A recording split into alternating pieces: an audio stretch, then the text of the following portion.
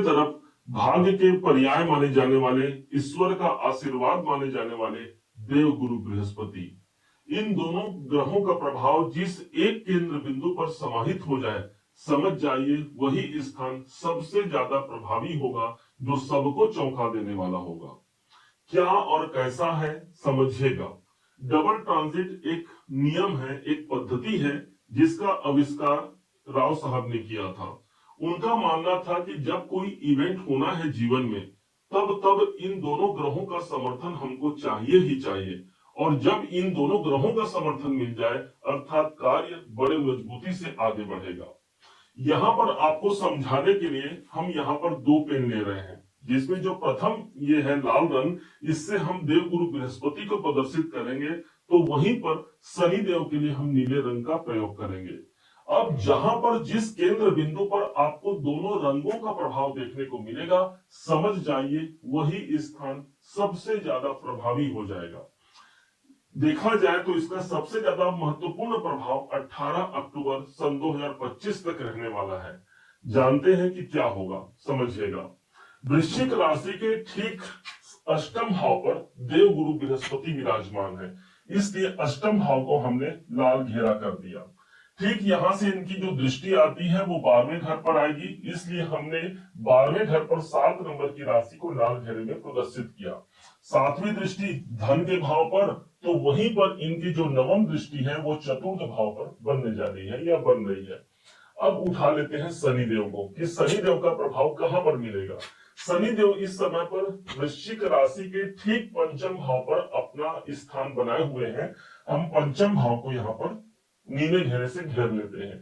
चूंकि शनिदेव इस समय पर वक्री अवस्था पर चल रहे हैं, मतलब उनका प्रभाव एक घर पीछे भी आ गया, इसलिए ये प्रभाव हमको मिल गया, शनि का प्रभाव मिल गया चतुर्थ भाव पर। इनकी दृष्टियां पड़ रही है 1 2 3 सप्तम भाव पर 2 नंबर की राशि पर। 7वीं दृष्टि एकादश भाव पर, और इनकी जो 10वीं दृष्टि है वो सीधे धन के भाव पर। अब देखिए कि कौन सा ऐसा भाव है, कौन सा ऐसा घर है जहां पर दोनों ग्रहों की एनर्जी एक संग मिल रही है। आप देख पाएंगे कि वो स्थान दूसरा घर है और चतुर्थ भाव है, अर्थात इन्हीं दोनों स्थान का प्रभाव हमको सबसे ज्यादा मजबूती से पॉजिटिव मिलेगा, क्योंकि एक भाग्य है तो दूसरा हमारा कर्म है। हमने भाग्य का सहायता मिल गया, और साथ में यदि कर्म नहीं किया तो कहां से मिलेगा, तो ठीक इस समय पर कर्मों का सपोर्ट भी हमको मिल गया हमारे भाग्य में, अर्थात जो मेहनत जो परिश्रम हम लगा रहे हैं उसका पॉजिटिव परिणाम इन दोनों भावों पर मिलने जा रहा है। अब क्या मिलेगा, दूसरा भाव, द्वितीय भाव आर्थिक परेशानियों से मुक्ति देते हुए एक नए आर्थिक आयाम को आप जोड़ पाते हैं जीवन में।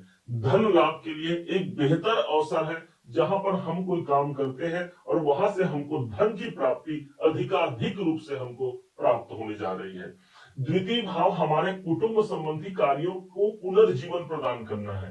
यदि किसी कारण से कौटुंबिक अशांति बनी हुई है, पारिवारिक बाधाओं का हम सामना करना पड़ रहा है, तो उन बाधाओं से मुक्त होते हुए हम अपने कौटुंबिक जीवन को एक बेहतर ढंग से आगे बढ़ा पाते हैं। जो अपने परिवार के, अपने कुटुंब जनों का जो नीड है, उस नीड को पूरा करने के लिए हम काम करते हैं, और ईश्वर की कृपा और कर्मों का साथ दोनों हमारे संग विद्यमान है।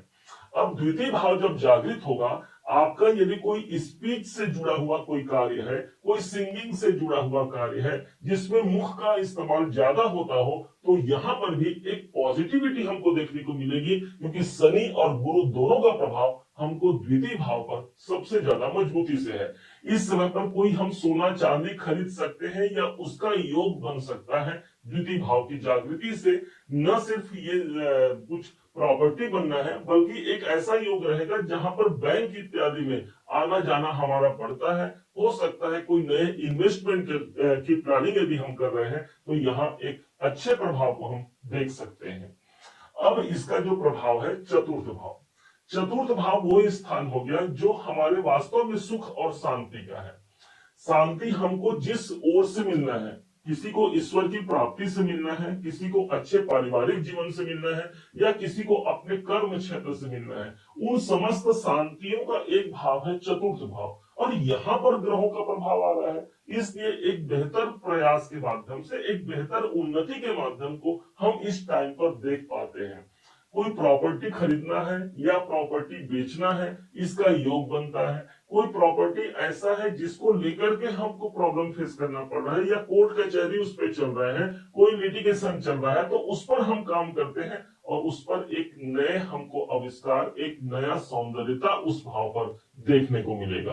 कर्म हम जरूर कहते हैं, कर्म का मतलब यह है शनि की दृष्टि, मतलब शनि ये चाह रहे हैं कि आप वहां से जुड़ करके काम कीजिए, मैं अपनी दृष्टि के माध्यम से आपको वहां पर संबल दूंगा, आपको हिम्मत दूंगा। और यही नहीं, गुरु का आशीर्वाद मिलना अर्थात भाग्य का साथ भी हमको ठीक मिल गया हमारे चतुर्थ भाव पर। माता जी के स्वास्थ्य में यदि कोई नरमी गर्मी है, उस बेहतर स्वास्थ्य को वो प्राप्त कर पाती है।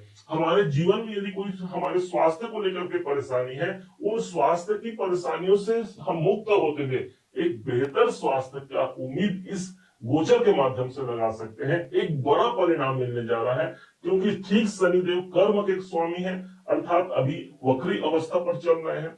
शनि का वक्री अवस्था पर आना अर्थात ऑडिट का काम पूरा हो चुका है। 13 जुलाई से वक्री चल रहे हैं, ये ऑडिट करने आए हैं, अर्थात कर्मों का लेखा जोखा पूरा हो चुका है। अब बारी है रिजल्ट की। और एक विशेष बात यह हो गई कि शनि इस समय पर उत्तरा भाद्रपद नक्षत्र पर चल रहे हैं, जो कि इनका स्वयं का नक्षत्र है।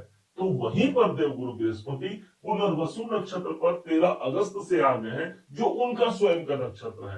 अर्थात दोनों ग्रहों के पास मजबूती ज्यादा कायम है। जहां पर इनकी एनर्जी आएगी, वो घर एक्टिवेट होकर के एक बड़े परिणाम से हमको जोड़ने जा रहा है, हमको एक नए प्रगति के मार्ग पर ले जाने जा रहा है। उम्मीद है आप सबने इसे समझा, आप सबने इसे जाना है। यदि आपने इसे समझा है, जाना है, मेरे समझाने का प्रयास यदि आपको सार्थक लगा हो, मेरे समझाने का तरीका यदि आपको सार्थक लगा हो, तो हर बार की भांति इस बार भी अपना प्यार भरा लाइक और कमेंट करना कभी मत भूलिएगा। और हाँ, यदि अभी तक आपने चैनल को सब्सक्राइब नहीं किया है, सब्सक्राइब जरूर कीजिएगा। पुनः एक बार फिर आप सभी का दिवस बहुत मंगलमय हो, इन्हीं शुभकामनाओं के साथ। जय श्री राम।